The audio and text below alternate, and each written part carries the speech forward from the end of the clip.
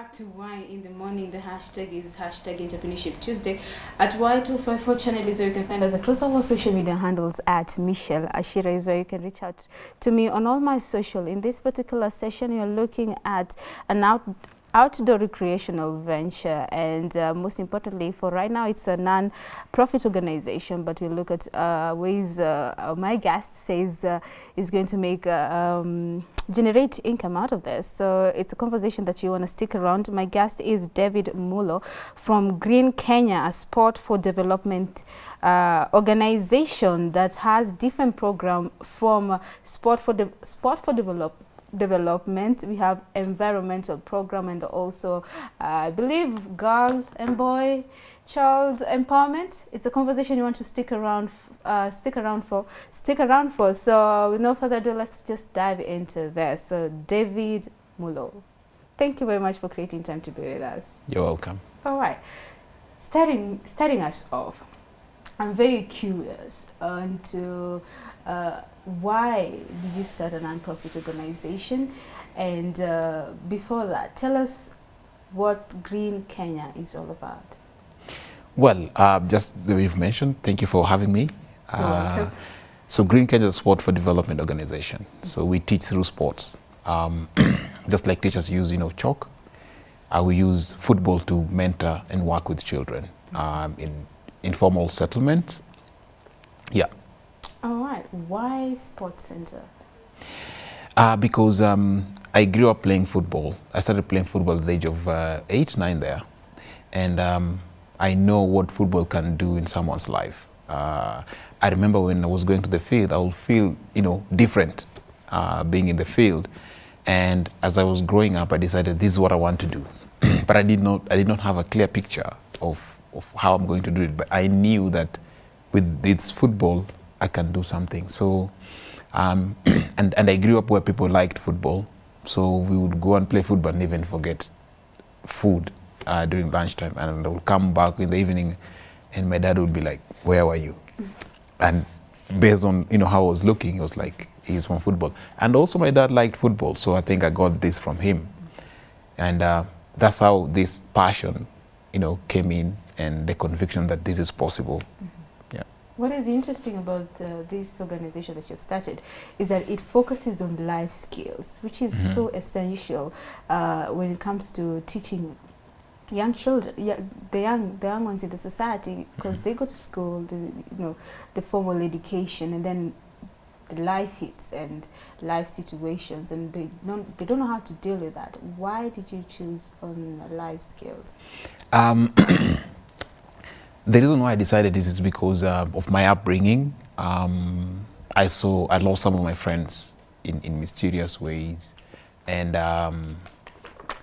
I decided that if my fellow players and my community like football, then we'll use this to bring change, to bring transformation. And when you play football and you're good at it, people tend to follow you. You tend to have friends around you. They want to be like you.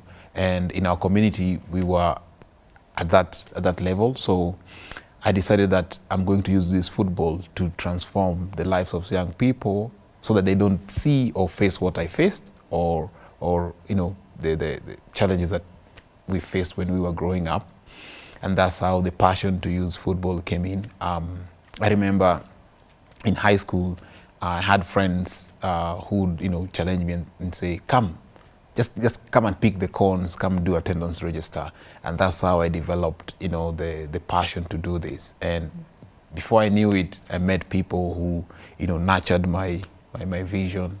And one day I just said, you know what, this is what I'm going to do. And I remember I was sitting with one of my friends, it's called OT, Charles, and he said, why don't we, call this Green Kenya? And I was like, why not? So we went to do the search, and we found that there were so many Green Kenya. So we said, let's put green, a hyphen between Kenya and green. And that's how Green Kenya came up. So when I was starting, I did not have any clue that it would be like what it is today. Okay. We did the constitution. We said, okay, we don't have a platform where we can, show people what we can do. We created the website, and that's how we developed the organization. So I did not know, I was not aware that we were creating a business in one way or the other, because in the long run we're like, but this is a business, because we didn't have the structure. Oh, yeah. We have the structure now. We didn't have a team. We have a team now. We didn't have like a school that will go do this program. Now we have it. So it's more of a business, you know. Yeah. One thing that comes out clear is that you followed your passion to the point where you actually didn't identify that it was actually a business. So how important is it for someone who is watching this and probably have this particular interest? So how can they convert that into a business idea? Well, first of all, what I would say is you need to have the conviction. You need to believe that this can be possible. Many a times we tend to believe what other people are saying for us. But once you believe that this is possible, then you follow your passion. When you're starting, you'll not be clear. I just want to be honest with this. You'll not know exactly where you're going, but as you follow your passion, it will open up doors. Number two is what makes you feel like, what makes you turned on.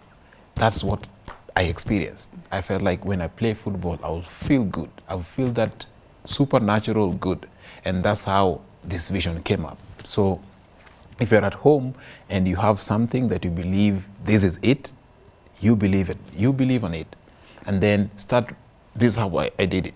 So start writing the things that you want in that business or in that organization. So for example is, how many children do you want to work with? Where do you want to work? Where do you want the business or the organization to be? Who do you want to work with? Who do you want to be in your team? How big do you see this business or organization? And believe you me, if you start doing it like that, you're breaking the dream or the vision into segments, it will happen. All right. You just break it down in small portions. Yes. Okay. So for example, I remember when we were starting, we didn't have even, I had one ball. Okay. And we didn't have like the team. And I wrote the names of the people that I wanted to work with and their qualities.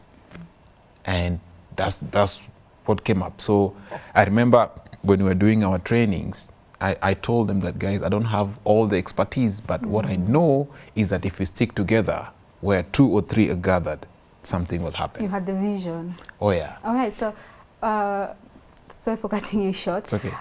So how did you start, and what were the gears and tools did you have? Because you mentioned you had one ball. How did you gather around to get other resources, and how many students did you start off with? Very good. So we had, some people believed in us, and this is what I believe. It has become one of my motivating factor, that sometimes you have to believe in other people's belief before your belief kicks in. So I had friends like from coaches across continent who were able to train me. But before Coaches Across Continent, I was able to volunteer with other organizations like Vijana Mani Pamoja in Italy. And through that, I was able to have some knowledge and idea of doing this. And then I met CSC, Coaches Across Continent, whereby I was able to meet with their founder those early years. And he told me one thing. He said, David, you have something in you, and I would like you to follow it up. So he said, as Coaches Across Continent, we'll help you to do monitoring and evaluation, to have webinars and virtual meetings whereby you can develop your skill. And then after that, they gave me opportunities to go and work in other communities. So I've been able to work in like 6 counties in Kenya. We've been in Marsabit. I've done volunteer work in Bita, in Kisumu, in Mogotio, just to mention a few. And through that, I was able to get the knowledge that I wanted. So the vision was in me, but CSC, gave me like the skill that I needed to do this work. And then with the resources, I remember the first 2 years, it was very difficult. We had nothing. I remember I would walk from school A to school B, and I'll tell them that I'll be there in the next 30 minutes and I will be late because I was walking. So towards 3 years down the line, we were able to meet with the Pollination Project. And the Pollination Project is also a non-profit organization that gathers resources and impacts the life of young people who are doing extraordinary things. and they were able to support us the $1,000. Okay. That's like 100,000. And I remember the feeling up to date. You know, I was able to get the balls, the equipment that we needed, and I would go to the school at the exact time. That feeling, I was not earning anything, but that conviction, that feeling that it is possible, that kept me going all along. So I remember the first seed grant, that was like a game changer. Okay. I just wanted to meet this person who was able to see my vision from far and just support it. And up to date, I feel emotional every time I think of that one moment, because through that we're able to get, you know, other opportunities and other interviews, and other people wanted to work with us. And we ended up working with, the first time I worked with around 50 children. 50. And I went to a school in Shaurimoyo. 2017. 2017, okay. And I remember I went to one school. We still work with that school. It's called Splash Community School in Shaurimoyo. And I remember that the head teacher then told me that, David, I will give you only 20 minutes, because if you waste the time of my children, you'll never come back here. I was like, that is what I wanted. You have the opportunity. That is what I wanted. And since 2017, we've worked with the school. We had 50. He added up another 20. And so the children were many. I was alone, so I had to look for other people. And that's how we were able to bring other people into the team. So at this moment, we're like 10 volunteers who are working to this project. They cannot, you know, commit their time fully because they have to go and work. Absolutely. But for me, I'm there. Full time. Come rain, come sunshine. Okay. I will be there. All right. Speaking about being there full time, how do you sustain yourself, considering like you have not yet gotten a structure, business structure, on how you can generate income yet, and what's the plan? So, you know, one of the things that Pollination told us or asked was, how are you going to be sustainable? How are you going to ensure that, okay, you generate income in this? And we've also been doing fundraising online through global giving, where people who see or who want to donate to your project can donate. So that's how we've been keeping ourselves sustainable. Sometimes it comes, sometimes, you know, it takes time. But the Pollination asked, how are you guys going to be sustainable? And we had to think some of the ways that are going to be sustainable. So we've put other programs that helps us to generate funds or some money to help us going. So for example, and this is another program that came in. That's why I told you that I didn't know that I was, you know, doing a business per se. Oh, yes. So we have another program called Kick and Conserve. So during Kick and Conserve, we bring around 10 schools. That's about 450 to 500 participants in one institution, in one big school, where they learn about environmental games, they play football, and then later they plant a tree. So through that, schools are able to pay, and that helps us to run the organization. We're able to buy trophies, and we can, you know, pay transport and stipend for other volunteers. So, so through Kick and Conserve, we've been able to, you know, generate funds, but also help children have fun and also conserve the environment. You know, and because in schools in Nairobi, they're not that huge, so we choose the captains to plant a tree. But our vision is to have, you know, all these children at least plant 3 or 4 trees in their primary life. Can you imagine if you have 500 children, let's say, let's take the list, 400 children in one activity, and they're able to plant 400 trees. And we normally have 3 Kick and Conserve in a year. So that will be like, you know, 1,200 seedlings in a year. And we've only worked with class 4 and above. How about if you involve, you know, children who are in the lower primary? We'll be able to, you know, cover or plant enough trees with these children. Okay, so that's how we've been able to raise to generate income. And I also like the fact that it's also an opportunity to also include the underprivileged, the children who are underprivileged. So I'd like to find out how important, for someone who's watching this conversation, how important is it when it comes to networking, and how do you actually maintain those relationships? Because you're speaking about people who actually haven't met, who support this vision from different continents and countries. So how is it important to maintain, and how do you actually maintain this relationship when it comes to networking? Very good. So networking is very important. You cannot do this work alone.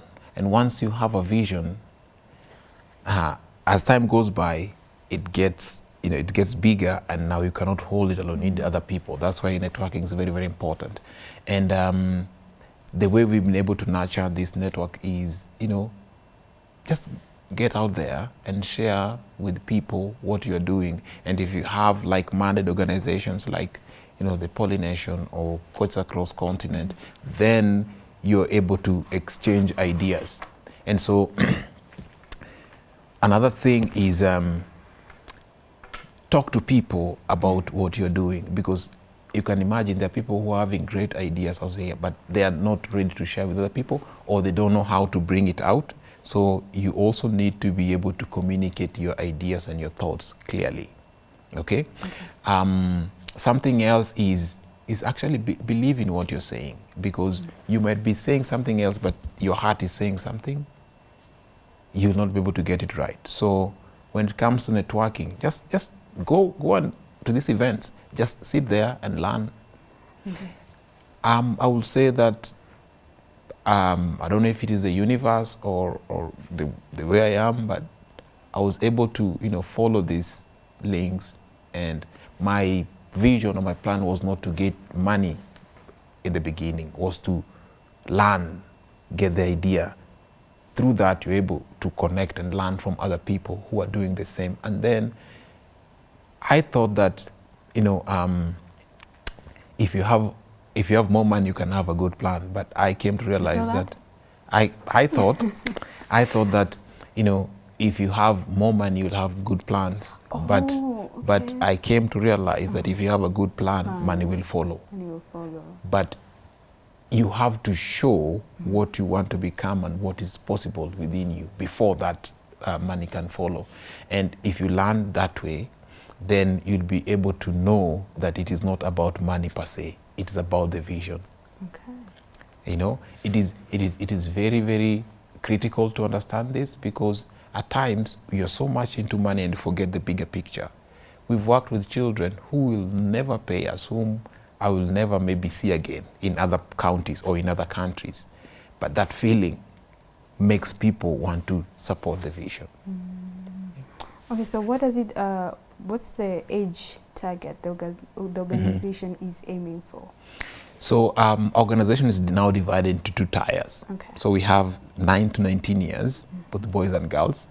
And then we have, 20 years and above, because we also have another program. And I like talking about this through programs, because that's how we were able to evolve and create this program. So I've talked about 2 tiers. So from 9 to 19, these are young people.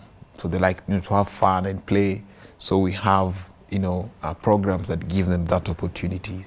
But when it comes to the second tier, where we have Green Kenya Sports for Social Impact Consultancy, where we work with other organizations, this is where we are able to charge a small percentage to be able to support the organization. I believe that I have experiences and expertise that I can share with other people. And can you imagine sharing what you love doing and then people pay for it? I mean, that is the fulfillment. Actually. Yes. And this is what I learned along the way, that your job is what you've been hired for, but your work is your gift. You go and work for your skill. You're being paid for your skill, but your work is what you came with. What you're doing right now was in you, and you went to school to refine it. Can you imagine you're being paid for what you like doing? So our second tier is about impacting other communities also, and to give them an opportunity to feel the way I'm feeling and have fun, play, but also, pay something small that can support the organization. All right. Yeah. Just to have a clear in-look of what the organization does when it comes to offering life skills to these young people. Let's look at, for instance, if you're intending to teach discipline, how do you go about it? Very good. I get this kind of questions most of the time. So we do have a curriculum. We do have a soccer themed curriculum through our partners CSC, and we've been able to localize it to suit our needs here. So we have a structured program where it has 3 parts. One is, we call it warm-up, where we play with them, just to involve them. We do some greetings and get to know how they're doing. And then the main part is, now we're going to talk about the challenge per se, or the social issue. For example, the discipline. So we can divide it in different segments. So is it self-discipline? Is it, respecting women? Is it respecting your environment, or respecting your surrounding? And then we'll talk about, maybe, for example, respecting women, and we'll look at some of the social issues or things that makes people not to respect women. And then we start to question these harmful practices. And children are children, they will tell you. So through football, we ask them questions. We spark vital conversation through play. I wish I had a ball and I could demonstrate it here, but through that, they're able to open up, and they're able to reflect and see, oh, so the way I was thinking is not the right way. The first week is difficult, but as you work with them, as you become consistent, you see the change. So we did an example. So there was this girl who was always violent, and the teacher said, we're nakwaga hivyo. So we got curious. So we went there in the afternoon and we observed the girl. And later in the pitch, we asked her, what is the problem? Why are you always like this? And she looked down, and we started involving her in the sessions, giving her small tasks, calling the attendance register, and we started seeing her transforming. Okay, so we later realized that it was the abuse that was taking place at home that was making the child become violent. Now the teacher had ruled her out that huyu anakuwaga hivyo, So, and this one does not come 1 or 2 days. It takes time before you can study a child. Through CSE, we're able to, do trainings and other programs that helps you know how to work with children. So when it comes to discipline, it will go to child protection policy, where why do they behave like this, and what can you do to correct this? Oh, yes. So we have a child protection policy games and a child protection policy document that you're working on to build it and make it stronger, so that we are able to protect children in our program. That way you'll be able to look at the root cause of the problem. Yes. Yeah. And you brought up something very important about the whole situation, and you gave us a scenario of the girl and the fact that she was experiencing abuse back at home. Is there an inclusive of maybe a counselor when you're dealing with mental health when it comes to these young kids? So that's very, very important. At the moment, like I said, we're working on our child protection policy, and it has to have that segment. Like I said, it is a non-profit, so sometimes you're not able to pay for this, to pay for a counselor. And so what we've decided is, one of the volunteers, I think 2, will go and study how to counsel children. It's called counseling psychology. Hopefully next year. It was supposed to happen this year, but because of the situation, we'll not be able to, that person will not be able to go to school. But next year, we'll have 2 people who will do counseling psychology that will work with both male and female. Because that's a profession, it's a skill that is needed. But in our child protection policy document, we have a procedure of documenting this. If an abuse happens, should you do? Where can you go, and where can you refer them? So at the moment, it's just referrals. Okay. When it comes to the other trainers that you work with, what is the process that you take in terms of just getting the ideal trainer to deal with these young people? So I do most of the training. I train them on how to work with children, We do things like physical literacy, a child-centered program in physical literacy. It's a program by itself. And through CSE as well, we also have trainings that happens every year.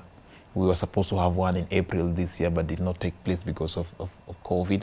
So through this kind of trainings and exposure in other communities, they're able to learn this skill. But we do have a stringent process of getting volunteers, because we want to have people who can be role models, who will not abuse children, who will take care of children, even outside the Green Kenya program.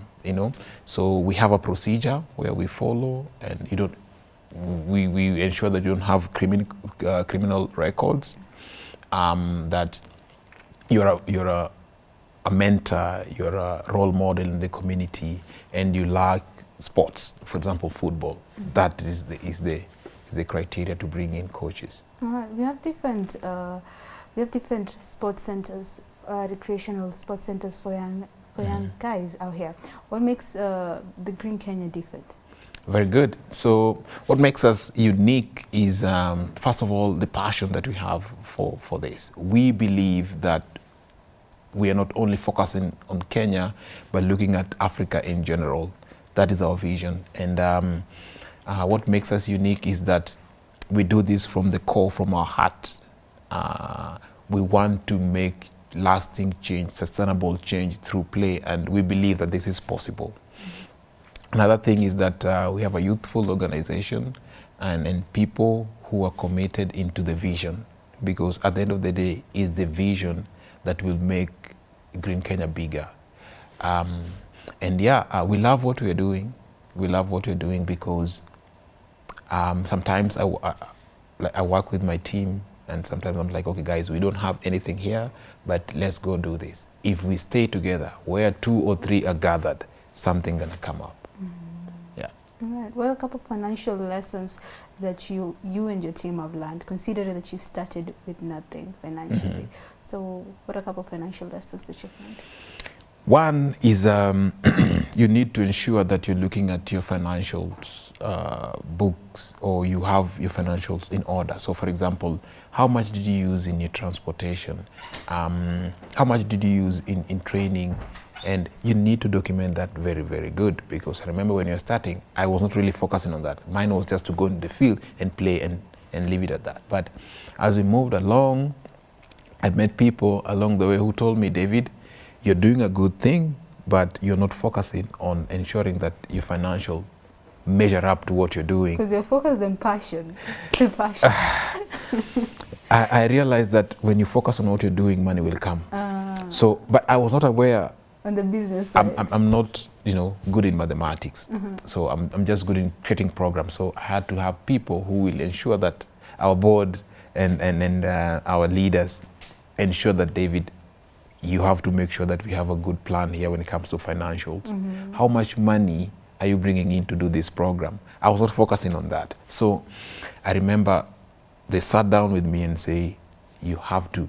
So we had a reconciliation, an Excel, where I will write everything that we've spent, how much we project for the year and something like that. And now it is organized. Thank God. That's organized. That is organized. I might not be the one who is organizing it, but through other people who saw the vision, said, I'm going to support you to organize your finances. Right. Okay, so just let me finish this. So your financial should really go hand in hand with the program that you're doing. Because honestly, if someone is going to support you to do this program, then they look at that side as well. How are you good in managing this? And through the years, we've improved. I'm happy that we've improved. All right. Oh, yeah. Fair enough. So what a couple of achievement stories that you, when you look back and you feel like, I don't regret that I actually embarked on this journey. Wow. A couple of them. So number one, I remember I was chosen to attend the United Nations Office for Sports and Development under the allspice of Willie Lemke, who was the special advisor to Ban Ki-moon then. And I was chosen to go and represent, our organization in Doha to just, explain and express what we are doing. That was one of the achievements. And then I was also chosen to be part of the first Imagine Peace in Greece twice, first and second Imagine Peace. And through this training, I was able to learn, different things that I would come and implement here at home. And then with CSE, because across continent, we've been able to get a chance to, travel to other countries. Last time I was in Malawi, and I was able to run a program by myself with the support of, they call them global citizens, who were able to, we met in Nairobi first. We concluded the program in Nairobi, then went to Kisumu, Ambita, and then went to Malawi. So it was like a month just traveling from different communities, teaching the same. So I felt like this thing is possible. It is really possible. So through that, and then working with different institutions also, really exposed or gave me the opportunity to believe. Mine was just the belief, because if this belief can kick in, then I can achieve that. I can achieve what I want. So those are some of the achievements. And when it comes to the organization, we're going to celebrate our 6th birthday tomorrow. So what's the plan? Happy birthday, you guys. So I really don't know, because we normally celebrate our birthdays with children in different schools. Especially now. I don't know. I will ask the team. I'll ask the team and see what we can do. But we normally celebrate this with children in the informal settlement in Mukuru, in Shaurimoyo. So that's where we've been doing this celebration. So we'll see if we will gather, cut a cake maybe, and just celebrate with the team now. And hopefully, maybe when the schools are back, next year when we meet with the children, we'll do something. All right. Yeah. A couple of challenges that you have faced or still facing during this time of pandemic, and also in the business aspect of it also. Every question is like is a story by itself. I've faced, and we have faced so many challenges as a team that we don't take them personal anymore. Let's take top 3. Top 3. Yes. One is when you're starting to do something like what you're doing right now, people don't believe in you because you're still young. Like, are you gonna make it, or you're just here for the money? So when you're starting, people don't believe in you, and you have so many challenges. And then number 2 is the opportunity to go and do these programs in schools. Some teachers don't believe that you're able to do what you want to do. And then number 3 is the finances now. Finances now comes in, because now as you expand, other organizations as well and other schools want this program, but you cannot do it to that capacity because you don't have enough funding or support. You need a number of coaches, you need equipments, you need the training expertise. So those are some of the challenges that we've faced, but we've overcome them. That's why we're here today. Absolutely. Oh, yeah. And for someone who's watching this, on your final remarks pertaining someone who wants to start up a business, they're thinking about the financial aspect of it. How am I going to raise my capital? How am I going to get funds? And your story is something which is unique, where you started with nothing. You just followed your passion, and here you are, transforming young people's lives. What would be your advice to that person? Number 1 is write down what you want, the way you want it. Because through that, once you've committed down, then start going into action. Okay. Going into action is talk to people, talk to your parent, talk to your family members, and don't say there's no money. There's money outside here. One thing I know is that there is money, because there's no money that has left the universe. There's money somewhere, So what you need to do is just write what you want down, and then number 2, go into action. Then number 3, act as if this thing is going to work.